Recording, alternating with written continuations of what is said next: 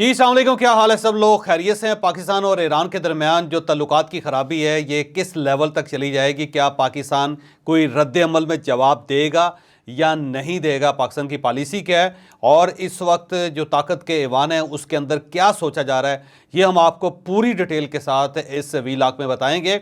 اور اس کے ساتھ ساتھ ایک بہت بڑا سوال جو پیدا ہو رہا ہے وہ یہ ہے کہ ایران تو پاکستان کا دوست ملک تھا اور پاکستان نے بے تحاشا ایران کی سپورٹ کی،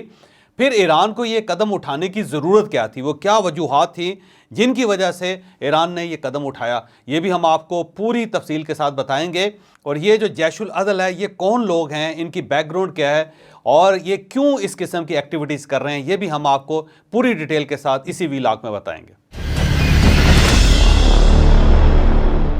ہم یہاں سب سے پہلے جیش العدل کی طرف آتے ہیں۔ یہ بیسیکلی ایک تنظیم ہے، جند اللہ، یہ ایک سابق تنظیم تھی جند اللہ، اس کی بائی پروڈکٹ ہے۔ اور جو جند اللہ ہے اس کا جو سربراہ تھا اس کا نام تھا عبد المالک ریگی۔ اور اگر آپ کو یاد ہو تو 2009 میں عبد المالک ریگی کو پکڑا گیا تھا اور اس کے بعد اسے پھانسی دے دی گئی تھی، اور پاکستان نے اس وقت کلیم کیا تھا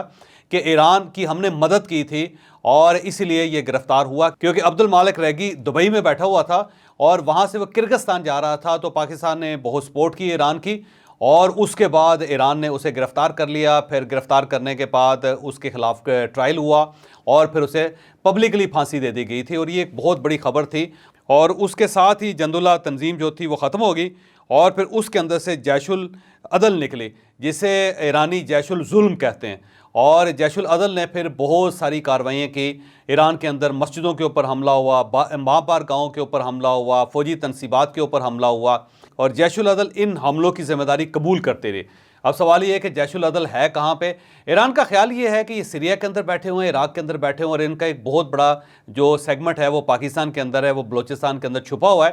اور یہاں سے وہ پھر ایران کے اندر ایکٹیویٹی کرتا ہے۔ اور ابھی یہ ظاہر ایکٹیویٹیز وہاں پہ چلتی رہی، اور کئی بار ایران نے پاکستان کو بتایا کہ پاکستان کے اندر ہے، جبکہ پاکستان نے جب بھی یہاں پہ ریسرچ کی یا سرچ کی تو اسے اس قسم کا کوئی ایلیمنٹ یہاں پہ نہیں ملا، بلکہ ہمارا یہ اعتراض تھا کہ انڈیا کی طرف سے جو بھی لوگ پاکستان کے اندر دہشت گردی کرتے ہیں ان کے ڈانڈے ایران کے اندر ملتے ہیں، بلکہ کلبھوشن یادیو جو وہ چاہ بہار کے اندر بیٹھا ہوا تھا اور وہاں سے وہ پاکستان کے اندر ایکٹیویٹیز کرتا رہا۔ پھر جو بی ایل اے ہے، بلوچستان لبریشن آرمی، یہ بھی ایران سے پاکستان کے اندر آپریٹ کرتی ہے، اور یہاں پہ جو بھی مطلوب لوگ ہوتے ہیں بلوچستان کے وہ فوری طور پہ ایران کے اندر پناہ لے لیتے ہیں۔ تو پاکستان ہمیشہ ایران سے یہ کہتا رہا کہ اس قسم کی ایکٹیویٹیز آپ کی طرف سے نہیں ہونی چاہیے، لیکن ایران کا کلیم یہ تھا کہ جیش العدل جو ہے وہ پاکستان کے اندر بیٹھا ہوا ہے اور پاکستان کو چاہیے کہ انہیں ایلیمنیٹ کرے، لیکن کوئی ثبوت کبھی فراہم نہیں کیے گئے تھے، اعتراضات اور باتیں ضرور کی جاتی تھی۔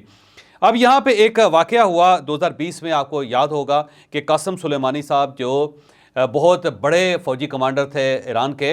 اور بلکہ یہ جو پاسداران انقلاب ہیں اس میں ایک قدوس فورس ہے اور یہ اس کے سربراہ بھی ہوتے تھے، اور یہ سپریم کمانڈر علی خامنائی کے رائٹ ہینڈ مین بھی مانے جاتے ہیں، اور بہت زیادہ طاقتور شخصیت تھی یہ ایران کی۔ انہیں آپ کو یاد ہوگا کہ 3 جنوری 2020 کو انہیں امریکہ نے ایئرپورٹ کے اوپر ڈرون کے ذریعے ان کو شہید کر دیا تھا، جس کے بعد اس کا شدید رد عمل آیا، اور اس کے بعد پھر ایران نے کئی جگہوں پہ حملے بھی کیے اور کئی انہوں نے عالمی فورمز پہ دھمکیاں بھی دیں،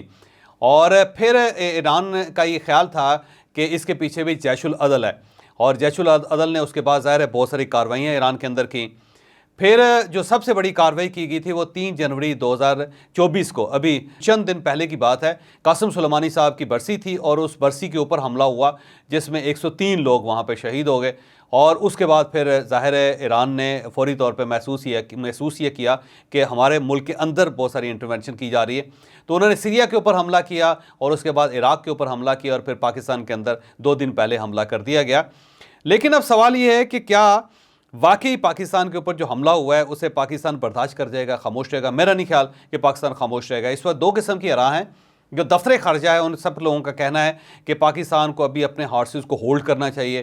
فوری طور پر ریئیکشن نہیں آنا چاہیے، کیونکہ یہ ریئیکشن ہوا تو پھر جنگ سٹارٹ ہو جائے گی۔ لیکن ساتھ ہی دوسری طرف سے یہ کہا جاتا ہے کہ اگر پاکستان اس پہ خاموش رہا تو پھر کوئی بھی ملک جس کے اندر تھوڑی سی بھی گڑبڑ ہوگی وہ فوری طور پہ پاکستان کے اوپر مسائل داغ کے اپنے معاملات کو سیٹل کر لے گا، اپنے پولیٹیکل معاملات کو سیٹل کر لے گا۔ لہٰذا اس چیز کی اجازت نہیں دی جا سکتی، پاکستان کو فوری طور پہ اس کا رد عمل دینا چاہیے۔ ایران کے اوپر حملہ کرنا چاہیے۔ اب سوال یہ ہے کہ یہ جو دو آرائیں ان میں سب سے زیادہ اکثریت کس کی ہے؟ میری اطلاعات کے مطابق جو ریئیکشن دینے والے لوگ ہیں، جو حملے کا جواب حملے سے دینے والے لوگ ہیں، ان کی اکثریت ہے۔ اور یہ راولپنڈی کے اندر بھی اور دفتر خارجہ کے اندر بھی یہ ڈیبیٹ چل رہی ہے کہ ہمیں فوراً حملہ کرنا چاہیے، ہمیں انہیں بتانا چاہیے کہ پاکستان کو کمزور ملک نہیں ہے کہ آپ سرحد پار سے پاکستان کی فضا کے اندر آ کے آپ اس قسم کے حملے کر لیں گے اور پاکستان اس کو برداشت کرے گا۔ بلکہ یہ تک مشورہ دیا جا رہا ہے کہ جس طرح انڈیا کو جواب دیا گیا تھا، بالکل اسی طرح ایران کو جواب ہمیں دینا چاہیے، اور اگر ہم خاموش رہتے ہیں تو اس خاموشی کو ہماری کمزوری سمجھا جائے گا، کیونکہ جب ان کے وزیر خارجہ ڈیوس کے اندر بیٹھ کے یہ مان چکے ہیں کہ ہم نے حملہ کیا،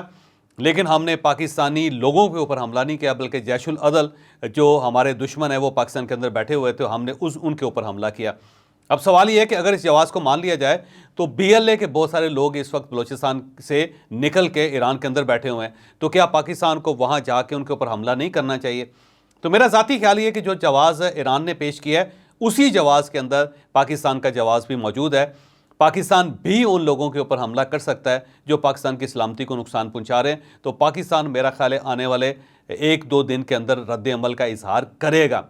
پاکستان اس کا بدلہ ضرور لے گا، اور اگر بدلہ نہیں لیتا تو پھر واقعی پاکستان ڈیمورلائز ہو جائے گا، اور عوام کی طرف سے جو ریاکشن آ رہا ہے حکومت اس کو مکمل طور پر ریڈ کر رہی ہے، اور اس کے ساتھ ساتھ جو اسٹیبلشمنٹ ہے وہ بھی اسے ریڈ کر رہی ہے۔ اب ایک بہت بڑا سوال یہ بھی پیدا ہوتا ہے کہ ایران کے ساتھ تو پاکستان کے بڑے اچھے تعلقات تھے، پاکستان نے ایران کے لیے بہت قربانیاں دی، انہوں نے امریکنز کو ناراض کیا،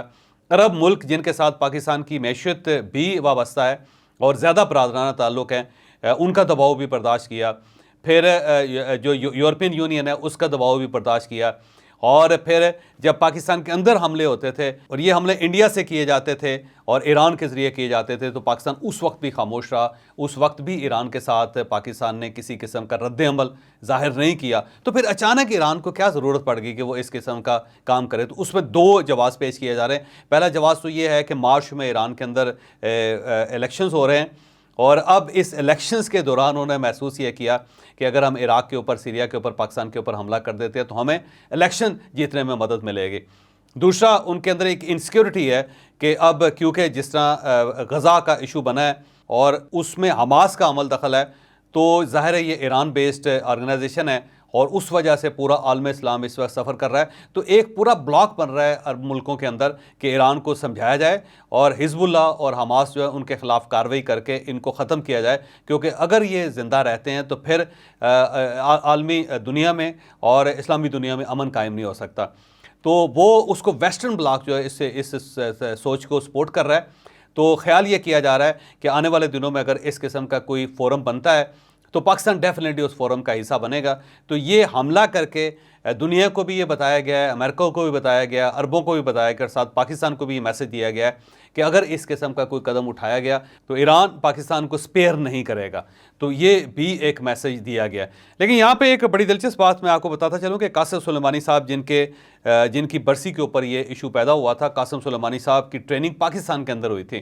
چراٹ کے اندر ایس ایس جی کا ایک سینٹر تھا، اور وہاں پہ ایس ایس جی ٹرین کیے جاتے تھے، اس میں قاسم سلیمانی صاحب بھی پاکستان کے پاس تھے اور ایرانی گورنمنٹ کی طرف سے آئے تھے، اور 1989 میں انہوں نے یہاں پہ ٹریننگ لی تھی۔ لیکن پھر اس کے بعد وہ پاکستان کو دھمکیاں دینے میں بڑے ایکسپرٹ تھے، اور وہ ہمیشہ یہ کہتے تھے کہ جیش العدل جو ہے وہ پاکستان میں بیٹھا ہوا ہے اور ہم گھس کے پاکستان کے اندر یہ ان کے اوپر حملہ کریں گے، انہیں ختم کریں گے۔ تو یہ سوچ ہے قاسم سلیمانی صاحب کی، جسے اس وقت بھی ایران کے اندر کیری کیا جا رہا ہے۔ تو اب سوال یہ بھی بنتا ہے کہ پاکستان کی فوج دنیا کی 7ویں بڑی فوج ہے، ہم ایٹامک پاور ہیں، اور ایک ایٹامک پاور اور پہ 7ویں بڑی فوج، اور اس کے ہوتے ہوئے ایران جیسا ملک جس کے اوپر سینکشنز لگی ہوئی ہیں پوری دنیا میں، اور ان کا پاکستان کے علاوہ کوئی دوست نہیں ہے پوری دنیا میں، وہ اس قسم کی حرکت کرے اور پاکستان خاموش ہو کے بیٹھا رہے، تو یہ پاکستان کی حمیت بھی،